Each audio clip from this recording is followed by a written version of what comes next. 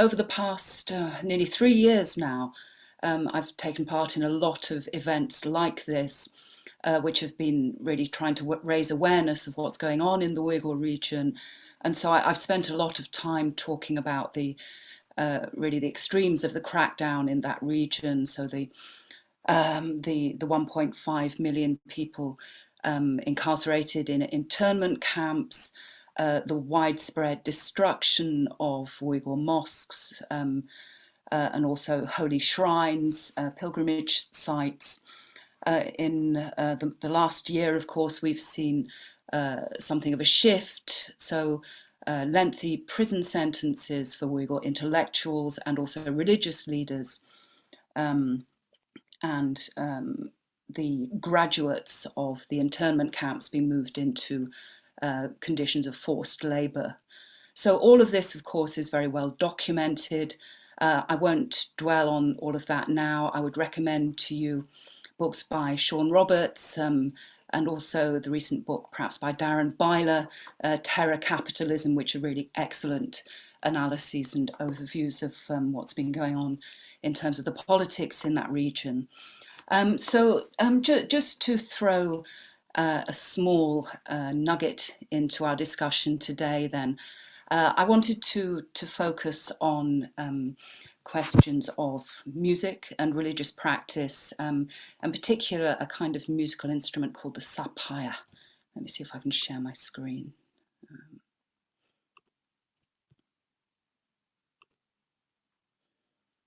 There we go. Is that visible? I'll take that as a yes. Yeah.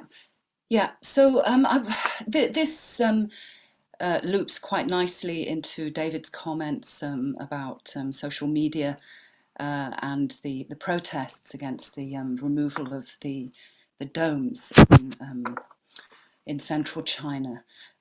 This image that you see here is of a Uyghur, a Sufi, let's call him simplistically. And this short video clip appeared on my Twitter feed nearly a couple of years ago. And this was in response to a big push in the United States to really label what was happening in the Uyghur region as genocide. And as a result of that, we saw a very large number of apparently spontaneous videos created by Uyghurs telling us that everything was fine in the Uyghur region. The Uyghurs were happy and grateful under the leadership of the Communist Party. Let me just play you a bit of this, it is quite fun.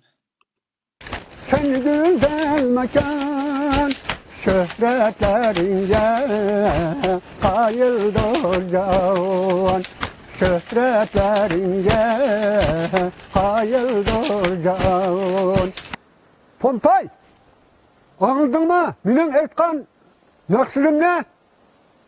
Біз Uyghurlar.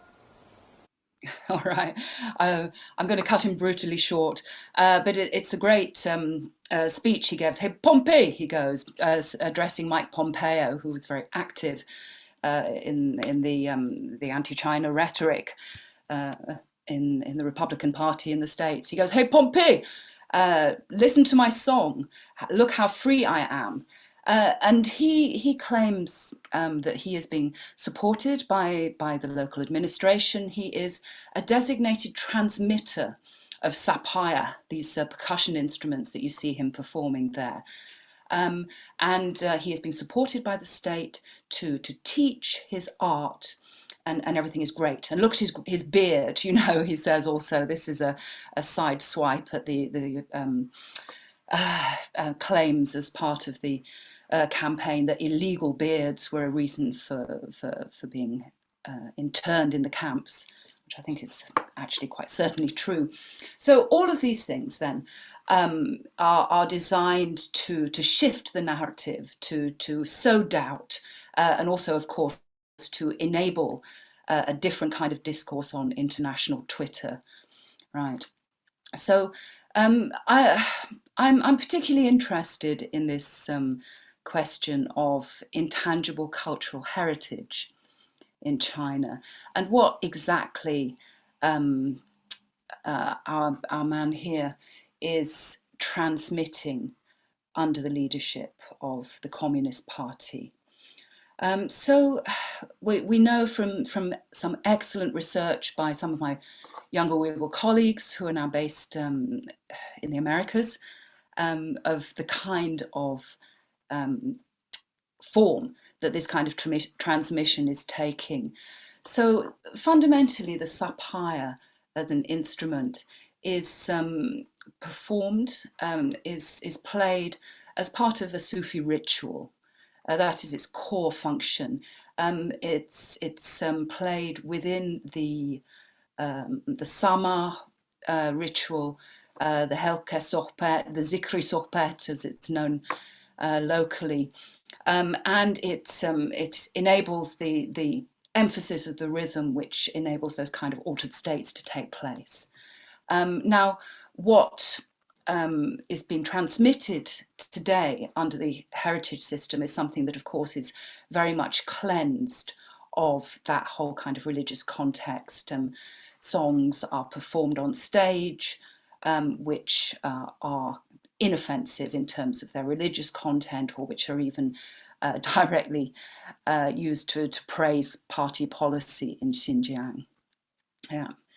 So this really is a very typical form of the way that Uyghur heritage is now being transmitted. So some of my more recent search, I am also an exile. Now I haven't been getting visas to go back to China now for about 10 years. And so my research has shifted to the Uyghur diaspora. And most recently, I've been working in Istanbul, amongst other places, and talking to Sufi exiles. It's extremely interesting talking to them in terms of history, actually. They have extremely powerful and detailed histories, which really trace very different geographies. It was really great to hear Hannah talking about the geographies of 𝗤𝗰𝗵𝗲𝗀 Islam. Also, if we think about the geographies of Uyghur Islam, of course, we can see these very important and deep-rooted networks, which see Sufi lineages, of course, coming out of Uzbekistan, which see Sufis undertaking long journeys through the Hajj and other forms of pilgrimage, and then ending up in Istanbul and other places and establishing their centres of learning or worship there. So I think it is very important to think about these kind of alternative geographies which situate people like the Uyghurs not as minorities within the People's Republic of China, but as people who have geographies which spread, of course, west and south. So this is just a very short comment from a gentleman called Mohammed Yassin, who we interviewed quite recently, who fled from the homeland, the Uyghur homeland, in 2016. And one of the few things he took with him was his 𝗤𝗵𝗵𝗄, very important thing for him, nobody to play with, unfortunately, in Istanbul at the moment.